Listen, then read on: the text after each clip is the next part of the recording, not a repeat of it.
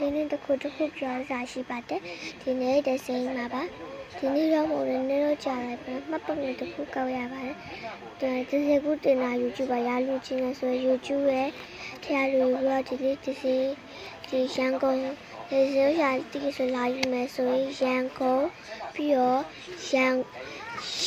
ကုန်မှာဒီမင်းတွေလက်တင်ငန်းချိုမြို့နေပေါ့ကွယ်ပြီးတော့ဒီတိုက်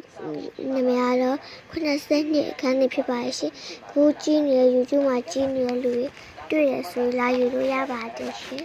နာမည်လေးကကြတော့မောင်အောင်ကျော်ထက်ဖြစ်ပါရဲ့ရှင်ပုံလေးရောက်တာလေးပါ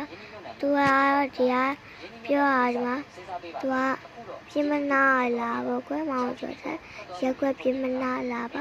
လူချင်းတဲ့ဆိုရင်တော့လာလို့ရပါတယ်ရှင်အားလာပြပါအားလုံးဘိုင်ဘိုင်